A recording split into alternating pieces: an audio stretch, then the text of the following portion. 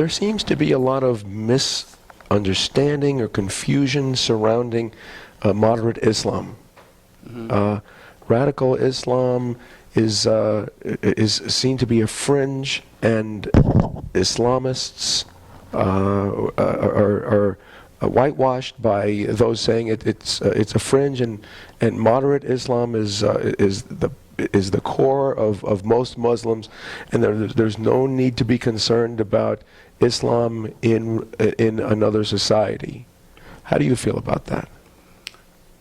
In reality, there is no such thing as moderate Islam. However, there are people who are moderate Muslims. There's a distinction between Islam and Muslims. And those who are moderate, we consider moderate Muslim, are culturally Muslim, which means they don't practice the religion. In fact, they're Muslims in name only. And they're roughly 10 to 15% of the population has been statistically radical views. But majority of Muslims do not have that, but sometimes they're used as foot soldiers for Islam.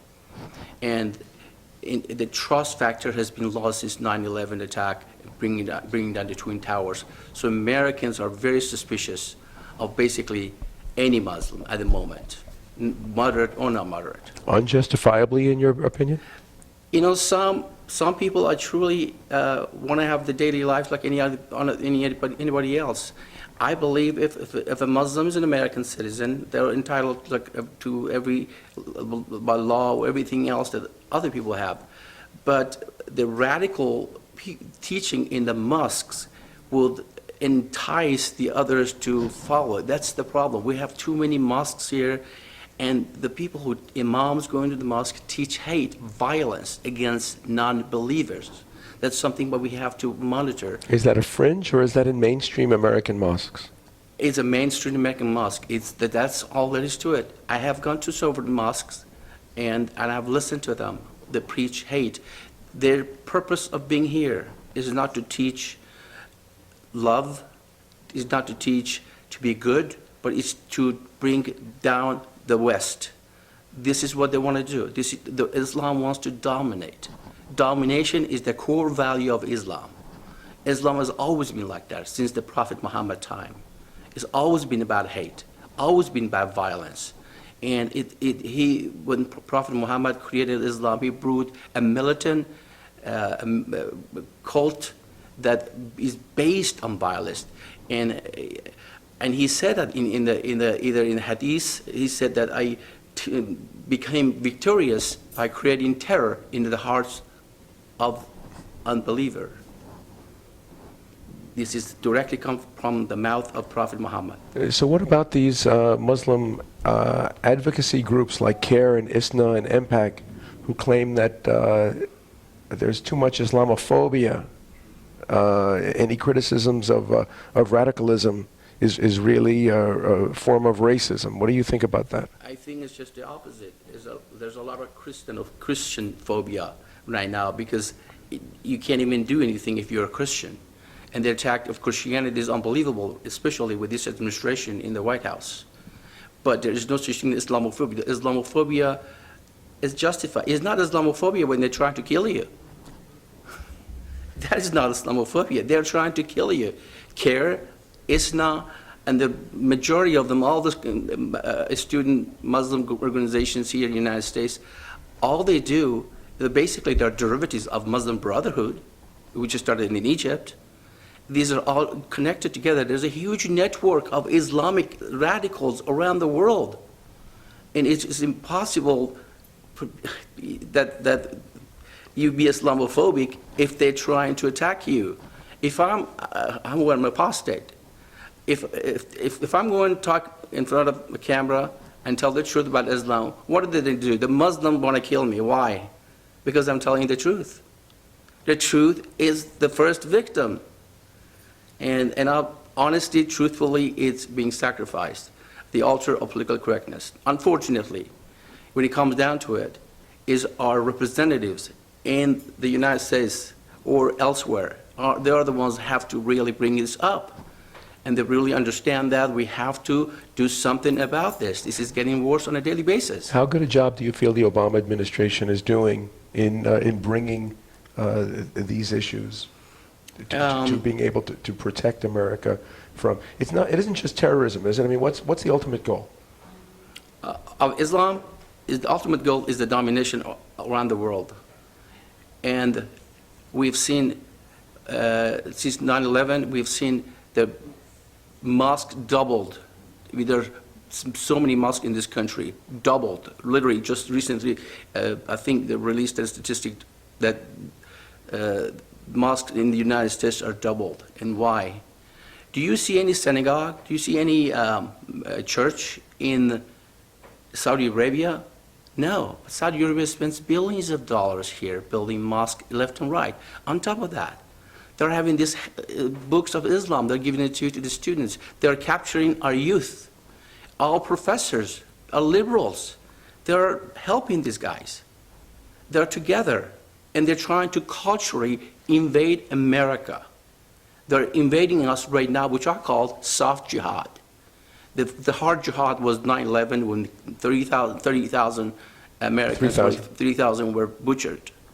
So the soft jihad right now is culturally. They're trying to change that culturally, and then when the time comes, they will use the hard jihad, as I say, and they've been using it. There's been almost 20,000 Islamic terrorism since 9/11. 20,000 Around the world. Around the world. Basically, we see it on a daily basis. What's your concern about America now under the Obama administration? Under the Obama administration, it has become even worse. I'm not going to directly blame him for anything, but I'm saying Obama has not done anything. He has sing the praise of Islam wherever he goes. Well, first thing he does, he goes to the Cairo in the Al-Azhar University, praises Islam. He claims he knows Islam from the 3 continents. He says that his background was Islamic. His father in Kenyan background, and all he does is praises that. And what I understand, and I've read in many places, that we have taxpayers actually paid money to build mosques around the world. And this president agree with that. And we have people working in Homeland Security that are devout Muslims. To me, a devout Muslim is not going to appreciate the Constitution of the United States. A devout Muslim, first and foremost, is an ummahist, an international citizen of Islam. That's what it brings. That means the allegiance is not the United States Constitution or American people. This is what we have to understand. That's why we cannot have a Muslim, a devout Muslim, working inside the United States government. It's extremely dangerous. Well, it's a very big, it's an important issue that you're bringing up here. When President Obama says that Iran is not a threat to America, as a born Iranian yourself, Iranian, and Iran claims, well, we're not anti-Semitic because we have Jews living in Iran. It's just Israel that we don't like. What do you think is the truth? First of all, you must realize Iran is an occupied nation now. It's been occupied by those who do not like Iran. Islamic Republic is the greatest threat not only to the Iranian people, but to the world. Islamic Republic wants to destroy Israel. Iranian people, who are 70 million people, love the Jews. Our history goes back to the event of the Cyrus the Great freed the Jews, and our friendship has been going on forever. We have absolutely nothing against the Jews. In fact, we care for them. History has shown that. But Islamic Republic wants to change that view. But the people of Iran, we have to make the distinction between the Iranian people and the regime. The regime is a terrorist regime. Iranian are peace-loving people. And this is very important for the West to understand that. But they want what they want to do, building the bomb, the nuclear bomb. What do they need that? Is first and foremost to protect themselves from the West, to attack them so they can go ahead and do all they want to do for carte blanche around the world. What do you think they would do if they were able to? If they're threatened, they will use it. It's mandated. It's part of their Islamic ideology. Yes, whatever just ends justify the means. is that Nuclear terrorism? Absolutely. They will use it in a heartbeat. And this is just look what they're massacring. It's the same thing happening in Syria, and they have sent 10,000 elements to the Syrian, and they're massacring the Syrian people. Because Syria is their ally, is near Israel. They want to be their proxies, so they want to be close as Israel as possible. So it's not that the Iranians do not like the Jews or anyone else. It's just the regime doing that. We have to understand that. It's very important. I just heard that the Senator Santorum said exactly yesterday in his speech that Iranians are Persians. Persians historically are friends with the Jews. They have absolutely nothing against the Jews. Well, but haven't the public been brainwashed? Absolutely. I mean, they are a threat. The Iranian people, the Iranian army, they're a threat not just to Israel. Well, most Iranian armies don't agree with the regime, but they do what they have to do. But this Pasdaran, which is Revolutionary Guards, are the ones that really, and even some of them are coming back from the Islamic regime. In fact, in 2009 fraudulent election against Mr. Ahmadinejad, we had the opportunity of the century to go there and help those kids and dismantle the Islamic regime, and we didn't do that. And Mr. Obama, and a lot of people in Iran said, Mr. Obama, are you with us or with the terrorists? Mr. Obama said, I am with the terrorists.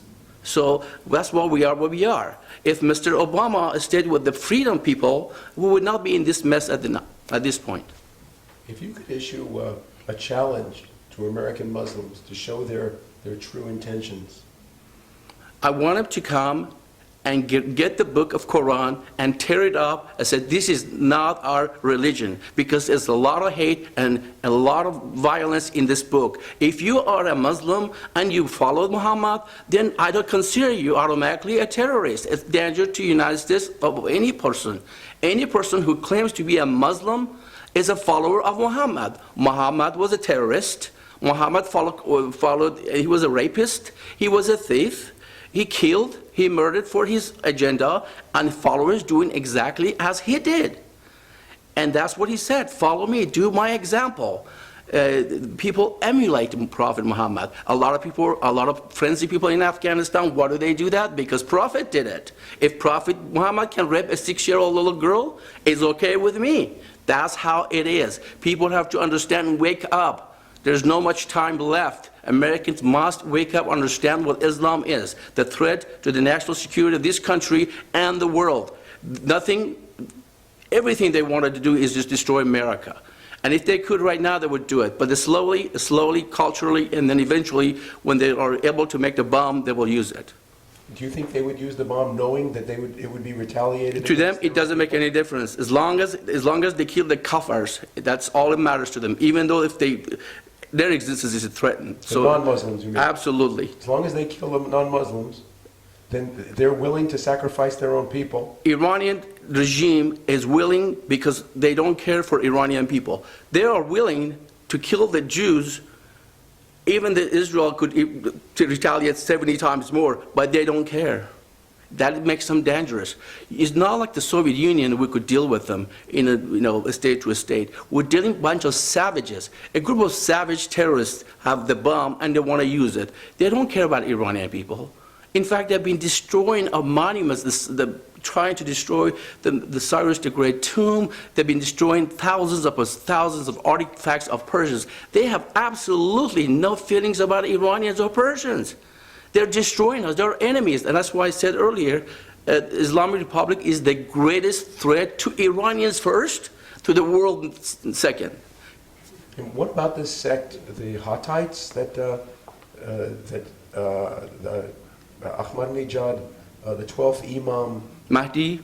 the Mahdi, yeah.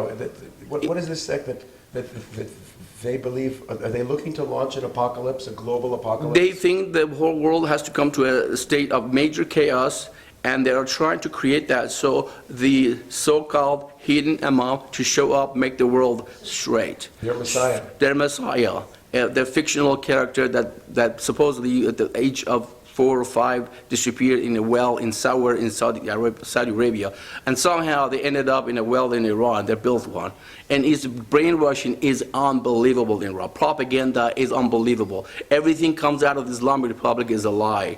Nothing they can say the truth. They've been talking to the Europeans about the nuclear issue for the past 20 years. Nothing has happened. They keep lying and then keep going and until they have the bomb, and then you're going to say, okay, we're going to respect you, we're not going to do anything about it. So this is what they want. So when President Obama says we want to rely on sanctions to stop Iran's nuclear weaponizing, Sanctions, crippling sanctions works very well. If you stop, really, I mean, you have to have monitor. We have to completely shut down their oil and gas. You shut down the oil and gas, they will vanish. but if Obama won't do that, Obama has now done that. He has been talking and talking and was not, but not been walking. He's just been talk and talk and talk. He's not interested to get involved in that. Even during the George Bush's time, I mean, we're just not going to blame Obama. During the 8 years of George Bush, he didn't do anything about Iran. In fact, George Bush went after Saddam and killed Saddam and helped the Islamic Republic, their greatest enemy of the Islamic Republic, and then the Taliban. So basically, in fact, they made Iran stronger. as an apostate now, as you consider yourself, or as you're told that you are, why are you coming out and speaking so strongly? Because it's so important for people to know. I have seen what Islam has done to my country. I have seen so many people have been raped, killed, destroyed in the name of Islam. I don't want that to happen in the United States, which is beginning to happening. It's very important.